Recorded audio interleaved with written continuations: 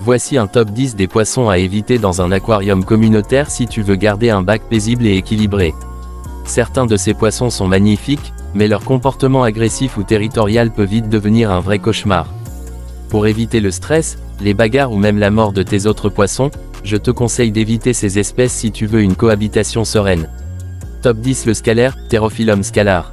Le scalaire est un poisson très apprécié pour sa silhouette élégante et ses longues nageoires qui ondulent doucement dans l'eau. Pourtant, il faut savoir que ce poisson change radicalement de comportement en grandissant. Quand il est jeune, il peut sembler calme et sociable, mais dès qu'il atteint sa maturité, il devient très territorial et agressif, surtout envers ses congénères. Il défend son espace avec acharnement et peut s'en prendre à tous les poissons qui s'approchent trop près, particulièrement les plus petits.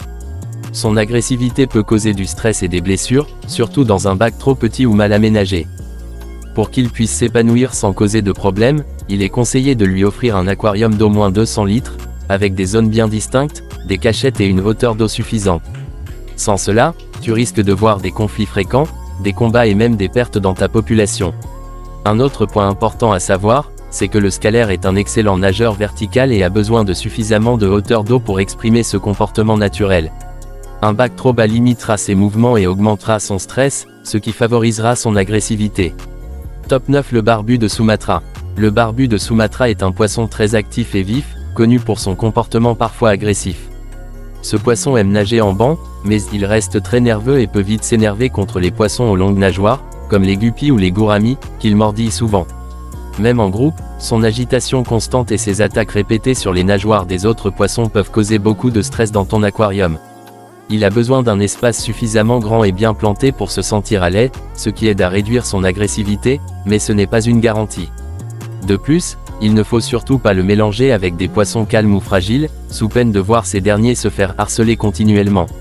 Il est aussi important de surveiller sa nourriture, car un barbu de Sumatra mal nourri peut devenir encore plus agressif. Offrir une alimentation variée et de qualité contribue à calmer ce comportement. Top 8. Le Pangasius, Pangasianodon hypophtalmus.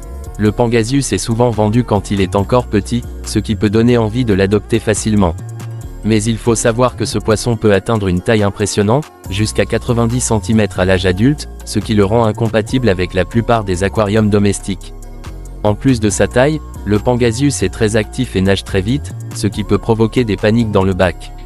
Il pollue beaucoup, ce qui nécessite un système de filtration puissant et un entretien rigoureux. Ce poisson est donc réservé aux très grands volumes ou aux bassins extérieurs, et non à un aquarium communautaire standard. Le garder dans un petit bac peut causer du stress à tous les habitants, voire la mort du Pangasius lui-même. Enfin, il faut savoir que le Pangasius est un poisson nocturne, il sera donc actif surtout la nuit, ce qui peut surprendre les autres poissons et encore plus les stresser. Top 7. Le Betta splendens combattant. Le Betta splendens, ou combattant, est un poisson magnifique, très apprécié pour ses couleurs vives et ses longues nageoires. Mais il faut savoir que ce poisson est très territorial, surtout envers les autres poissons colorés ou à longues nageoires, qu'il peut considérer comme des rivaux. Son agressivité peut se manifester par des attaques répétées, ce qui crée un environnement stressant pour les autres habitants de l'aquarium. Le bêta peut parfois cohabiter avec des crevettes ou des escargots discrets, mais en général, il est préférable de le garder seul, dans un anneau aquarium bien planté, pour éviter tout problème. Le mettre dans un bac communautaire classique est un pari risqué, qui se termine souvent par des blessures ou la mort. De plus, le bêta a besoin d'un environnement calme, avec peu de courant, car il respire à la surface grâce à son organe labyrinthe. Un courant trop fort ou un bac trop agité peut l'affaiblir, ce qui augmente encore son agressivité. Top 6. Le Cyclidé convict, Amatitlania nigrofasciata. Le cyclidé convict est un petit poisson très robuste, mais aussi très agressif. Il est connu pour défendre son territoire avec une férocité incroyable, attaquant sans hésitation tous les autres poissons qui s'approchent, même ceux beaucoup plus gros que lui. Il creuse le sol et déplace les plantes, ce qui peut rapidement détruire le décor de l'aquarium. Ce comportement fait de lui un mauvais choix pour un bac communautaire, surtout avec des poissons calmes ou sensibles. Pour garder un cyclidé convict, il faut un aquarium spécifique, suffisamment grand, avec des colocataires capables de tenir tête, et un décor solide qui résiste à ses activités. Il est aussi important de savoir que pendant la période de reproduction, son agressivité atteint son paroxysme, et il ne faut alors pas hésiter à isoler les parents pour protéger les autres poissons. Top 5. Le tétraodon nain, Carinotétraodon travancoricus. Ce petit poisson originaire d'Asie du Sud-Est, bien que minuscule, est une véritable bombe à retardement dans un aquarium communautaire. Malgré sa taille, il peut se montrer extrêmement agressif, surtout envers les poissons plus calmes et les crevettes. Son fort instinct territorial le pousse à défendre bec et ongles son espace, n'hésitant pas à mordre les nageoires de ses voisins, provoquant blessures et stress. Ce harcèlement constant transforme souvent un bac paisible en champ de bataille.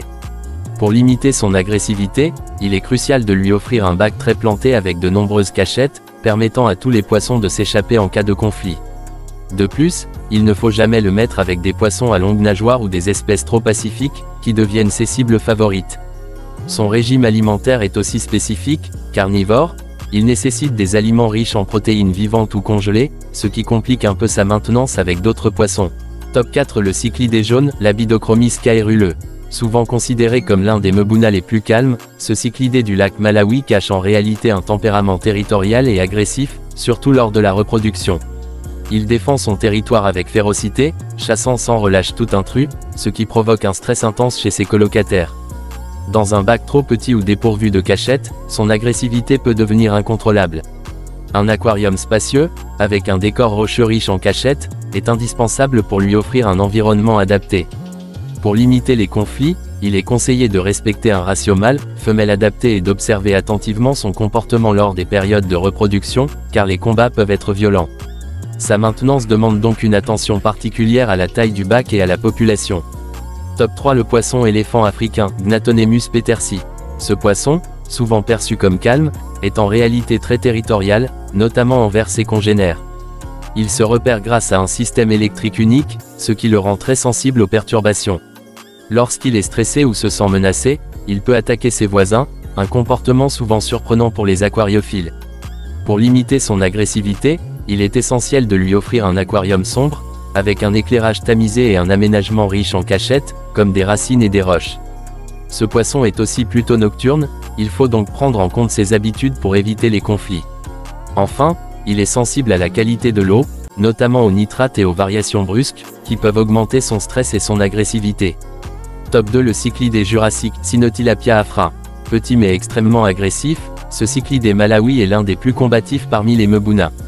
Il défend farouchement son territoire et attaque fréquemment ses colocataires, parfois sans raison apparente. Son agressivité peut causer blessures graves et stress important, surtout dans un bac trop petit ou mal aménagé. Un aquarium spacieux, avec de nombreuses cachettes en roche, est essentiel pour que les poissons puissent se réfugier et limiter les conflits. Ce poisson n'est pas conseillé pour les débutants ni pour des bacs communautaires standards. Pour une cohabitation plus facile, il faut aussi penser à une population équilibrée et à un aménagement qui permet à chaque poisson d'avoir son propre territoire. Top 1. Le labéo bicolore, Epalzeorhynchos bicolore. Le labéo bicolore est l'un des poissons les plus beaux, et les plus agressifs que tu puisses introduire dans un aquarium communautaire. Quand il est jeune, il semble tranquille, mais en grandissant, il devient extrêmement territorial. Il patrouille sans cesse son territoire et pourchasse violemment tous les poissons qui osent s'en approcher. Sa cible préférée, les autres poissons de fond comme les ancistrus ou les corydoras, qu'il harcèle en permanence. Mais il peut aussi s'en prendre à des poissons de pleine eau, surtout s'ils sont calmes ou plus petits que lui. Le problème, c'est qu'il ne se contente pas d'intimider, il peut provoquer du stress chronique, des blessures, voire la mort de ses colocataires. Pour éviter ça, il lui faut un bac très spacieux, au moins 300 L, bien structuré avec des cachettes rocheuses, et aucun autre poisson qui lui ressemble. Et surtout, jamais deux labéos dans le même bac. C'est beau, c'est noir et rouge, mais c'est une vraie terreur. Évite les poissons trop curieux ou trop gros, comme les combattants, les guppies ou les barbus. Même s'ils ont l'air calmes, ils finissent souvent par stresser, blesser ou manger les crevettes. Retiens une chose, plus ton bac est planté, avec des mousses et des cachettes, plus la cohabitation est facile, surtout pour protéger les juvéniles. N'hésite pas à t'abonner pour plus de vidéos sur l'aquariophilie.